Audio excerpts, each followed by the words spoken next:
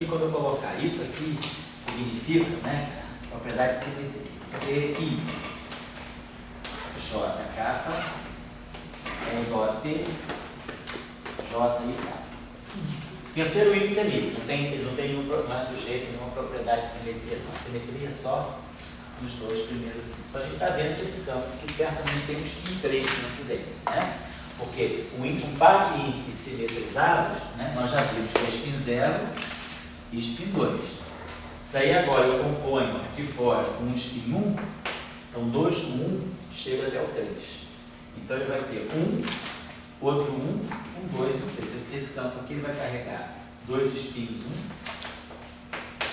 um spin 2 e um spin 3, né? Deveria ser isso, né? Porque aqui tem 6 componentes, 6 vezes 3, 18. Aqui eu tenho 3 vezes 2, 6, 6 e 5, 11, 16 e 7, 7, 5, 12 com 18. Então tá certo. Então, as 18 componentes desse campo aqui, elas carregam 2 spins 1, um spin 2 e um spin 3. Beleza, mas isso não é isso, pessoal. Isso é só para dar uma lembradinha a vocês. Vamos supor que eu junte a esse campo vai se acoplar com um campo daquele tipo que nós estudamos, o campo Harita-Schwinger, o espinor vetorial. Então vamos dizer que a gente propõe a seguinte densidade de Lagrangiano. O termo que vai ser do tipo 1 meio, tá assim, T, I, J, capa, ponto ao quadrado. Vou colocar um termo aqui que vai ter alfa sobre 2, T, I, J, capa, 2 pontos, vezes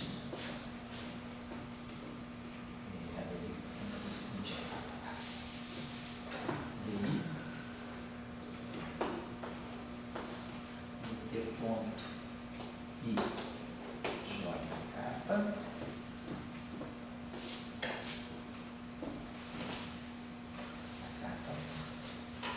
D capa, T, e tá no J capa. Vou pegar aqui, TJ, LL.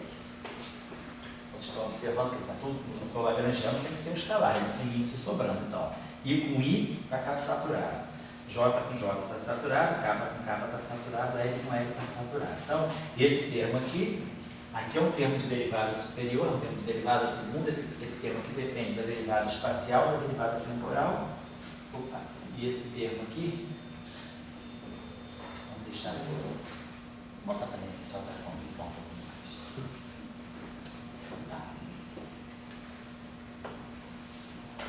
mais. Mais, vamos colocar o termo. Pois não, quem me chama? Isso é TJLL. TJLL. Aqui, ó. Esse I está com esse I, esse J está com esse J, esse K está com esse K, esse L está com esse L. Como se eu estivesse tirando um traço nos dois últimos índices. Bom, vamos pegar agora o termo que vai ser mais beta sobre 2 DI T I J capa DL T LJ. L com L, J com J, K com K e com beleza. Vamos pegar agora, começar a pegar o campo de Harita-Schwinger aqui. Vamos ver que eu tenho esse objeto aqui. I, alfa, ponto. Matriz de Pauli, sigma J, DJ, botão Dagger. Isso é um espinor, então um pouquinho desdeitado, né? Matriz de Pauli, sigma J, DJ.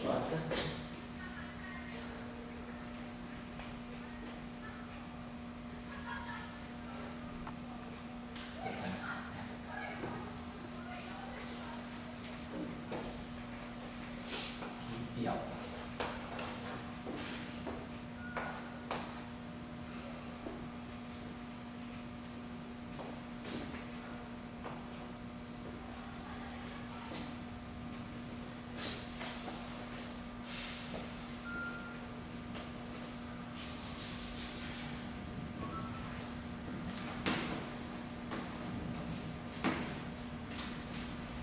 Aqui eu vou fazer o seguinte, perdão. Tirar esse índice alfa daqui.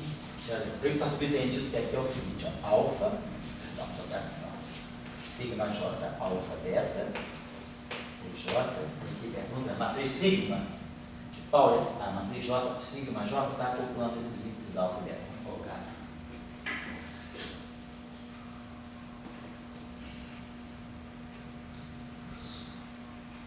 É melhor botar aqui de onde está. Está subentendido que eu estou fazendo em componente. É a mesma coisa. Que I alfa estar é a mesma coisa que dária. Eu poderia, se vocês quisessem, colocar assim, ó. Esse termo aqui, dessa maneira que está, ele é exatamente isso aqui, ó. Se eu quiser colocar no status espinorial, eu vou colocar em forma matricial. Sigma dária, sigma j. Então eu estou medindo os índices espinoriais. Significa o quê? Que essa matriz sigma, ela está relacionando esse índice espinorial com esse índice. Então, colocar dessa forma compacta, omitindo os índices espinoriais, é a mesma coisa que eu declarar os índices espinoriais, colocando aqui, e colocando aqui.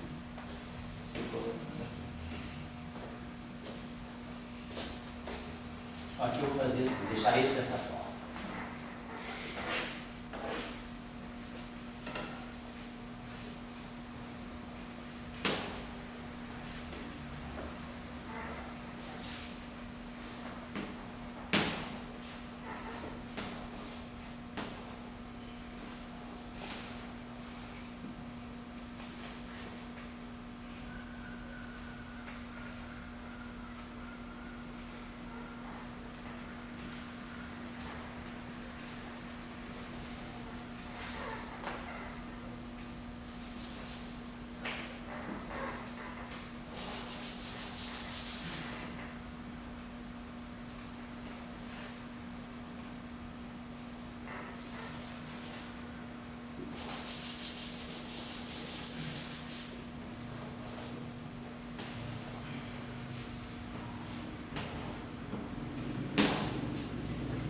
Então, Laplaciano. Então, isso aqui é a mesma coisa. Se eu quiser declarar os índices espinoriais, aqui vai ser alfa estar, sigma j, alfa beta, que j beta. Então, eu estou deixando assim de forma mais compacta. Então, esse termo aqui, ele está dependendo desse Laplaciano aqui. Tá? Então, aí foi a parte só do... Agora, vamos tentar acoplar os dois campos. Vamos acoplar esse pessoal aí. Introduzir aqui o termo de acoplamento, lambda. Agora vamos acoplar os dois setores. Como é que a gente pode fazer aí? Então, a gente vai ter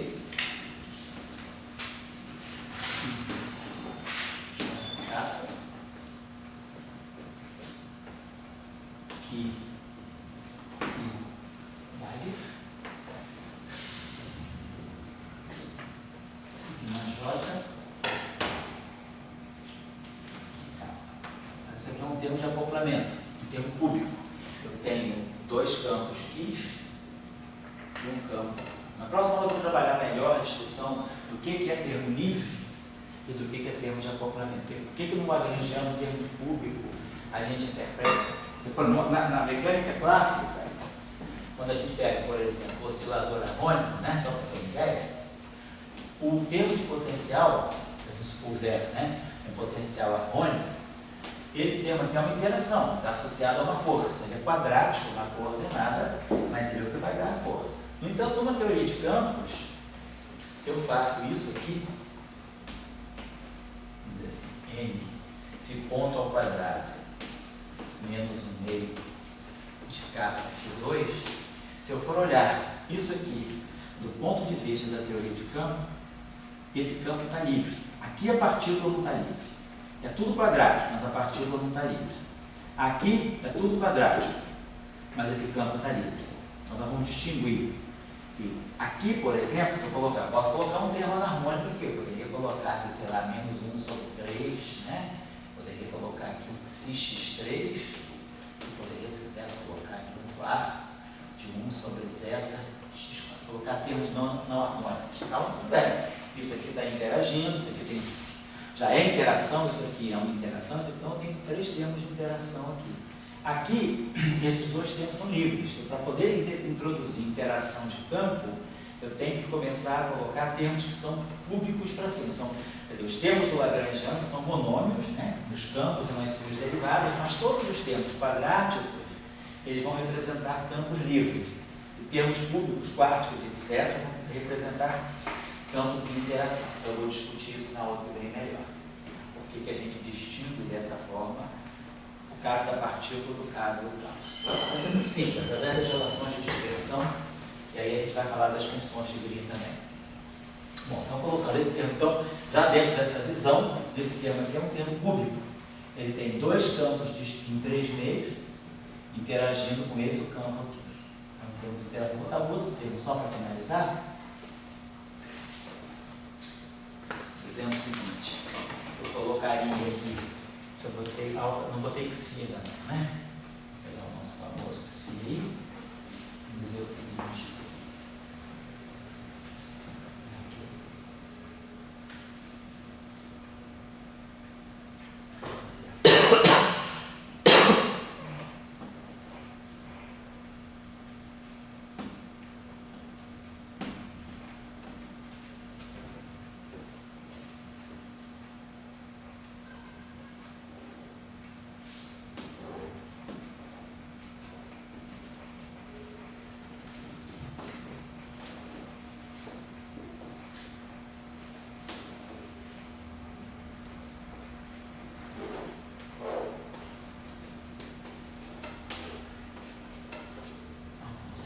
I, K, LL, então está tudo, não sobra índice, não é tudo escalar, né? Tudo escalar, o Lagrangiano tem que ser um escalar. Aqui vocês estão observando que a diferença entre esse termo e esse é que a matriz sigma está acoplando os índices. Aqui não, os índices estão acoplados diretamente. Então isso aqui vai ser pensado assim, isso aqui é I, L, alfa, tá? N, alfa.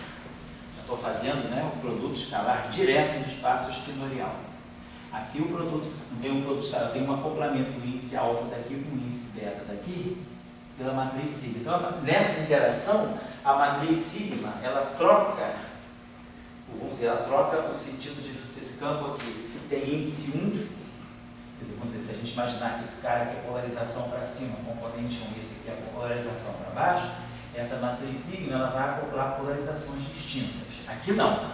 Esse termo aqui, ele vai pegar sempre polarizações. 1 com 1 e 2 com 2. Tá? Só para a gente poder ler o que está dentro do plano. Tá? Então, esse termo aqui é um termo quártico, é um termo de interação. 2 campos π e 2 campos τ. Aqui é um termo cúbico, esse termo aqui é quadrático aqui, e esse termo linear aqui. Então, eu vou pedir para vocês tirarem as equações de Euler-Lagrange, tanto para T quanto para aqui, sem usar a fórmula, né? Usando o princípio variacional diretamente aí. E aí a regrinha é essa, integração por partes, movo a derivada para poder limpar os deltas. Cada derivada que eu mover, eu boto um sinal menos por causa da regra da derivada do produto, da regra de Leibniz, abandonando os termos de superfície e posso tirar essa equação. Aqui, vou só sugerir a vocês o seguinte, observe que essa observação que eu coloquei aqui, observe que essa restrição, essa propriedade do tensor ser simétrico, ela vai ter que ser usada no final. Observe o seguinte, quando você tiver uma expressão matemática qualquer, tensorial, contraída com um tensor simétrico, e dizer que isso aqui é igual a zero, é perigoso eu dizer que isso tudo aqui é zero.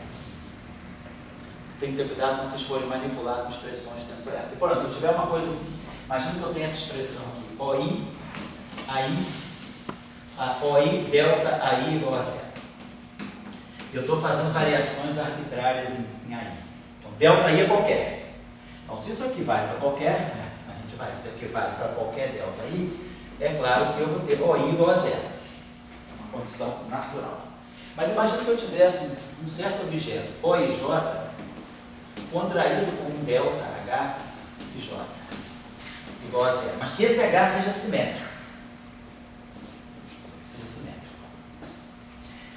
Então, observe que essa condição aqui, se vocês olharem do ponto de vista matricial, isso aqui é traço de O delta H. Olhar do ponto de vista da expressão matricial, isso aqui é um O e J. Como esse objeto aqui é simétrico, H e J é HJ.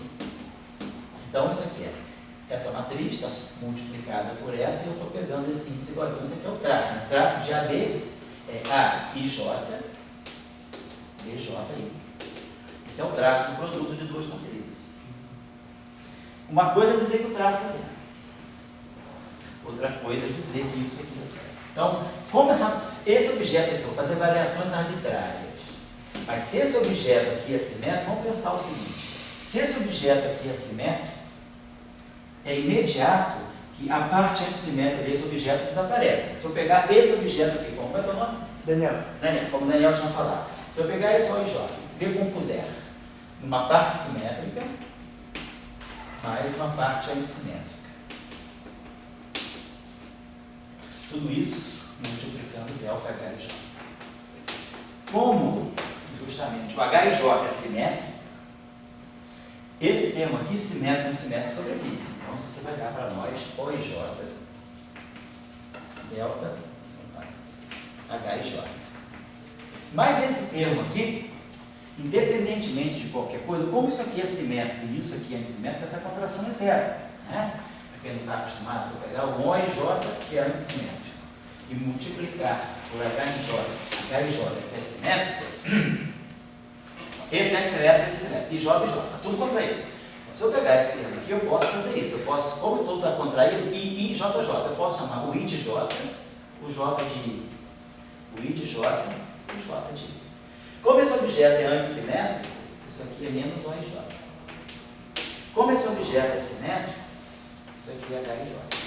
Então a gente mostra que esse objeto é igual a menos ele. Então é claro que ele tem que ser identicamente zero. Então sempre que a gente tirar o traço, e no fundo que eu estou mostrando com isso, que o traço do produto de uma matriz simétrica, se eu pegar uma matriz simétrica e multiplicar uma matriz antissimétrica, não ganho nada, quer dizer, é uma matriz simétrica por uma matriz antissimétrica. Se eu tirar o transposto disso, isso aqui é A transposto, S transposto. Se a matriz A é antissimétrica, isso aqui é menos A. Se a matriz S é simétrica, isso aqui é S. Então, se eu simplesmente estou dizendo que SA transposto é menos AS. Não provei nada. Se A e S comutassem, eu estaria dizendo que o produto de uma matriz simétrica para uma antissimétrica é antissimétrico. Só se as matrizes comutam, porque se elas comutam, AS é igual a SA. Aí eu estaria mostrando que essa matriz é antissimétrica. Mas uma outra coisa é eu fazer isso. Se eu tirar o traço de uma matriz simétrica de uma matriz antissimétrica, eu vou ficar aqui. Quando eu pego IJ, como esse cara aqui é simétrico, isso aqui é a mesma coisa que JI. Então, isso aqui é o traço desse objeto vezes esse. Então, se eu pegar o traço de uma matriz antissimétrica por uma matriz simétrica, o traço de uma matriz é igual ao traço da sua transposta. Então, é claro que isso aqui é igual ao traço de AS transposto. Mas, AS transposto, eu estou dizendo, só estou usando uma identidade. O traço de uma matriz é igual ao traço dela transposta. Agora, se eu pegar AS transposto, isso aqui é S transposto, A transposto. Como S é simétrico, tudo bem. Mas como A é antissimétrico, tudo mal. Traço é comutativo. Então a gente está mostrando que isso é igual a menos isso. Então isso é zero. Então sempre que eu tirar o traço de uma matriz antissimétrica por uma matriz simétrica, que é exatamente o que eu estou fazendo ali, é A e J vezes S e J aí, isso é sempre zero. Então por isso que quando eu decomponho esse tensor uma parte simétrica e uma parte antissimétrica, como esse cara é simétrico, a parte antissimétrica desse é zero. A contração, perdão, essa contração é zero. Isso não é zero, mas esse produto é zero. Então isso sai fora. Então quando eu vou fazer as variações arbitrárias em relação a H e J, o que sai daqui não é que o O e J todo é zero. Eu só mostro que a parte simétrica dele é zero. Porque só a parte simétrica dele sobrevive a essa contração. Então cuidado quando vocês tiverem uma equação tensorial. Quando vocês forem fazer o princípio variacional e tiverem um tensor, quando vocês acoplarem aquilo que vai ser a equação de campo de vocês com a variação do campo que está em questão, vocês têm que ver se esse campo que está aqui, o delta desse campo, tem propriedade de simetria. Porque nesse caso, se o cara chegasse aqui e dissesse, isso aqui é arbitrário, então isso aqui é zero, Se esse cara é simétrico, ele estaria cometendo furo, porque ele estaria mostrando que esse objeto todo é zero. Na verdade, não é, porque a parte antissimétrica desaparece dessa equação, ela desacopla.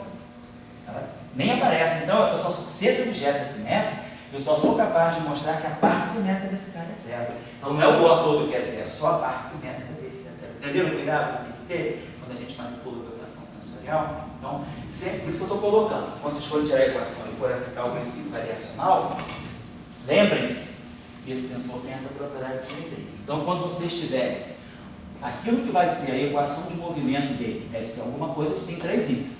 A equação de movimento sempre ela se acopla com a variação do campo. No final do processo, todos vão ter sempre isso. O que é a equação de Euler-Lagrange, ela sempre se acopla com a variação daquele campo. Eu jogo todas as derivadas para cá, aqueles processos de integração por parte. Então, no final do dia, o que eu tenho é isso. Mas agora, o cuidado que vocês têm é isso tudo que é zero, ou eu tenho que ver as propriedades de simetria desse cara aqui. Tá certo? Então, eu vou deixar esse exercício com essa restrição e uma outra tarefa. É o mesmo exercício, mas com uma outra propriedade desse campo. Então, no primeiro caso, tarefa 1. Fazer tudo isso com esse tensor satisfazendo essa propriedade de simetria. Tarefa 2. Vamos manter a mesma densidade de Lagrangiano, só que na tarefa 2, vamos colocar essa propriedade de simetria. O meu campo T, ele é completamente simétrico em IJK. TJK é igual a TJKI, que é igual a TKI, que é igual a TJK, que é igual a TIKJ, que é igual a TKJ. Então, ele é completamente simétrico. Qualquer permutação de índice que eu fizer, ele não muda. Então, nesse caso, faz todo o exercício, vai trabalhando com tudo. No final, vocês só vão enfrentar o problema na hora de tirar a equação de movimento. Vocês vão ter algo desse tipo. É IJK vezes delta TIJK. Então, agora aqui que o fato do tensor ter uma ou outra propriedade de simetria vai influenciar na hora de ver quem que é zero. É tudo que é zero? Que parte que é zero? Certo? Então, faço o mesmo exercício com essas propriedades de simetria, só para vocês se habituarem com isso, para terem cuidado com essas equações tensoriais, certo? Pode falar, querida. Se no caso a parte antissimétrica sai fora da equação, como é que você define? Enfim, você tem uma parte indeterminada. Você tem? Pois é. Então, esse campo, na verdade, ele está se acoplando só com a componente simétrica desse objeto. Então, você só vai ter dinâmica para aquela parte simétrica. A parte antissimétrica, ela fica indeterminada em você. Tá? Você não tem nada, aquela parte, vamos dizer, a parte antissimétrica não evolui, você não tem uma dinâmica para ela. Certo? Vou acabar, tá? Deixa eu apagar isso aqui. Então, para vocês fazerem esse exercício, que esse exercício tem todas as complicações possíveis. A vida em geral é um pouquinho mais simples. Eu estou botando derivados superiores. Ainda bem, a vida é um pouquinho mais simples, né? Então, isso aí também eu estou fazendo. Isso aqui é um processo, isso aqui é um exercício de delírio, né? Podem pensar daí que eu estava com um baseado aqui na aula, porque eu misturei, mas é um exercício meramente acadêmico. Eu misturei tudo, coloquei todas as possíveis dificuldades, só para vocês terem, em todos os momentos vocês vão estar pisando em cima de buraco. Então, cuidado para não cair. Esse problema é para pegar. É todo de pegadinha, mas é para o cara ver todas as dificuldades. Depois que o cara passar por isso, não tem muita dificuldade não, tá? É só, mas esse exercício não quer dizer nada. Não sei se isso quer dizer absolutamente nada. É uma coisa meramente acadêmica, tá? Então, não levem a sério nesse sentido. Não sei de física, mas segue aqui. Mas é só para poder mexer com o tensor, com derivado superior, e ver que o princípio variacional fica sempre mais simples se a gente trabalhar direto em cima dele, sem usar as equações de Euler. Só para terminar agora, vou fazer uma observação. Então, eu vou fazer o seguinte, eu vou pedir uma pessoa para poder anotar aí a agenda da aula 4, para eu poder não perder o fio da meada, senão eu começo falando de outra coisa. Então, eu vou botar aqui na aula 4, que a gente vai começar a fazer. Vamos concluir a parte de derivadas superiores.